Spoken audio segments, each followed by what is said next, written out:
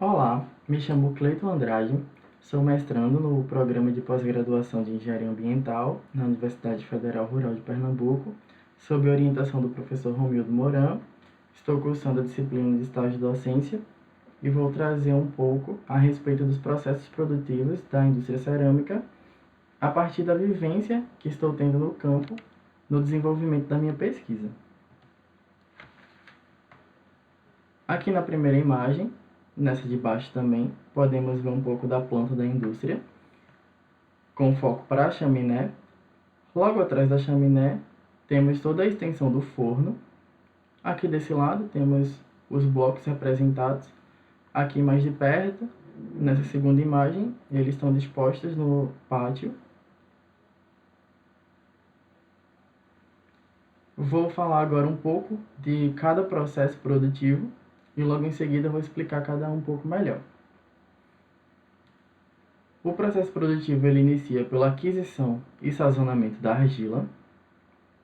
Logo em seguida segue para o caixão alimentador, para o desintegrador, misturador, até que a argila chega no laminador. Logo em seguida é encaminhada para a extrusora. Da extrusora ela já sai em formato de blocos, vai para o cortador. Os blocos seguem então para a secagem, logo em seguida para o forno, e a última etapa é a estocagem e venda dos blocos. A primeira etapa então é a aquisição de argila. Algumas indústrias cerâmicas possuem a própria jazida de argila. No caso específico dessa indústria, não existe essa jazida própria. Então a argila ela é adquirida de outra empresa. Basicamente, são adquiridos 3 tipos de argila. Comumente são conhecidas como barro vermelho, barro preto e a goma, sendo que esse barro vermelho, tecnicamente, nada mais é do que uma areia argilosa. O barro preto se trata de uma argila plástica de granulometria fina e a goma é também uma argila plástica. O traço, então, é formado na proporção de 1 para 1 para 1, que quer dizer que a cada medida de areia argilosa, ou barro vermelho, vai ser adicionado também uma medida de barro preto e uma medida de goma.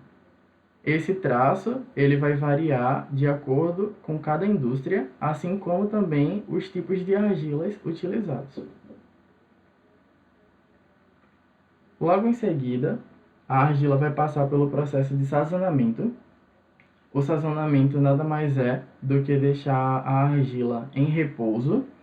Esse repouso vai proporcionar o aumento da plasticidade da argila, minimizar as trincas durante a secagem dos blocos e também a redução do material orgânico. Esse repouso ou sazonamento pode durar poucos meses a anos, a depender do fabricante. Logo em seguida, vamos ter a formação do traço de 1 para 1 para 1, e esse traço segue para o caixão alimentador. O caixão alimentador nada mais é do que uma vala que tem uma abertura aqui na parte inferior, e ele garante a alimentação constante e uniforme da argila em todo o processo produtivo. Logo em seguida, a argila ela vai por uma esteira até o desintegrador. O desintegrador tem por finalidade quebrar as pedras que vêm na argila e, através dessa outra esteira aqui, alimenta o misturador, que é a próxima etapa.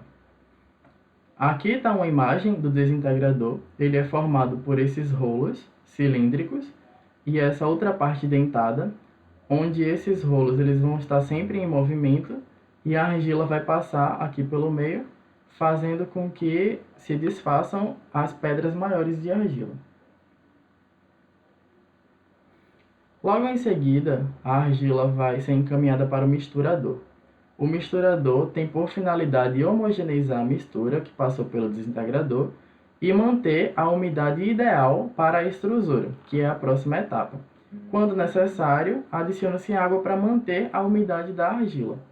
Então aqui podemos ver a argila disposta no misturador E aqui tem um tubo de PVC, que ele é furado, e essa água é adicionada para consertar a umidade, no caso deixar a umidade ideal. E nessa imagem ao lado podemos ver que tem aqui um parafuso na parte inferior do misturador, que vai ficar sempre em movimento, gerando justamente a homogeneização dessa argila, desse traço. O laminador é responsável por manter a granulometria ideal para a extrusora. O laminador nada mais é do que dois rolos que vão estar girando em velocidades diferentes, em sentidos diferentes, e também tem tamanhos diferentes, que vão deixar a argila com a granulometria perfeita para passar para a extrusora. A extrusora é conhecida no ramo cerâmico como maromba e é responsável pelo processamento, dando forma do produto, ou seja, do bloco, através da boquilha. Então aqui temos a extrusora e a sua entrada será alimentada por argila e na sua saída já observamos a saída de blocos. Esses blocos vão ser moldados através dessa boquilha. Podemos observar que, como os tijolos são de 8 furos, é exatamente o formato dessa boquilha. Porém, em outras indústrias que produzem outros tipos de blocos, poderemos encontrar outros formatos de boquilha. Logo em seguida, os blocos vão passar pelo carimbo, que é um elemento presente nos blocos e especifica o nome da indústria produtora, o seu CNPJ, as medidas do bloco e a data de fabricação. Podemos ver aqui que é um elemento circular, que vai estar em constante rotação e vai exatamente carimbar os blocos, deixando aqui as informações que são necessárias. Logo em seguida, os blocos seguem para o cortador, onde o produto sofrerá um corte nas dimensões específicas, logo após ter ganhado forma. Esse corte é feito através de uma cordoalha de aço. Logo após ganharem forma e serem cortados na dimensão correta, os blocos seguem para a secagem. Na indústria em questão, a secagem é feita de forma natural. Porém, em outras indústrias, também podem ser feitos através de uma estufa, que seria uma secagem artificial. Os blocos são acondicionados no pátio de secagem, que possui aproximadamente 6.000 metros quadrados de área coberta, e a coberta é feita com uma lona plástica, que vai facilitar a penetração dos raios solares, acelerando assim o processo de secagem dos blocos. É muito importante a etapa de secagem antes dos blocos irem para o forno, pois como o forno trabalha em altas temperaturas, essa água iria evaporar de forma brusca, acarretando fissuras e quebra de alguns blocos. Nesse pátio de secagem, os blocos ficam entre 5 a 7 dias até estarem ideais para serem encaminhados ao forno. Hoje temos disponível no mercado alguns tipos de forno. Eu vou falar sobre alguns deles. Primeiramente, sobre o forno tipo caeira. Uma vantagem desse forno é o baixo custo. E uma desvantagem é a baixa produtividade e também a baixa qualidade. Outro tipo de forno é o tipo abóbada, que traz como vantagens a fácil construção e operação, porém tem uma desvantagem que é o seu aquecimento. Outro tipo é o tipo Hoffman, que traz como vantagens rendimento e produtividade, porém traz como desvantagem o alto custo de construção. E temos também o tipo túnel, que se mostra bom em consumo de energia e na automação, porém apresenta um alto custo de aquisição e complexidade de operação. Lembrando que existem outros tipos de fornos, eu trouxe apenas alguns. Na indústria em questão, é utilizado o modelo Hoffman, que tem capacidade de queimar 128.000 tijolos por dia, e o combustível utilizado é a lenha, sendo essa lenha algaroba e sucata de pallets. Aqui na primeira imagem, podemos ver os blocos já dispostos dentro do forno. Na segunda imagem, podemos ver essa abertura no teto do forno, que é justamente por onde o forno será alimentado. A terceira imagem mostra a parte superior do forno, em cima do forno. Então, temos disposta a lenha e podemos ver também essa abertura por onde será adicionada a lenha ao forno e essas tampas que vão ser colocadas para evitar a perda de calor. Dentro do forno, os blocos são posicionados em 64 linhas e permanecem em processo de queima por aproximadamente 24 horas.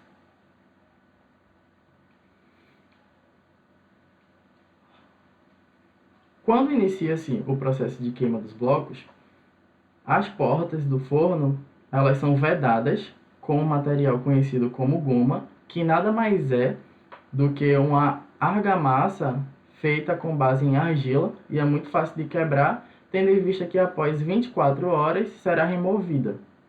Ela serve apenas para evitar a perda de calor enquanto os blocos estão queimando. Na segunda imagem, conseguimos observar o momento de alimentação do forno com a lenha. E na terceira imagem, após as 24 horas, quando os blocos já vão ser retirados do forno, são posicionados esses ventiladores em cada porta do forno para que reduza a temperatura interna do forno, permitindo que os profissionais entrem e retirem os blocos. Ao saírem do forno, os blocos vão para o pátio de estocagem e aguardar que cheguem os caminhões para serem carregados, efetuando assim a venda dos blocos. Muito obrigado.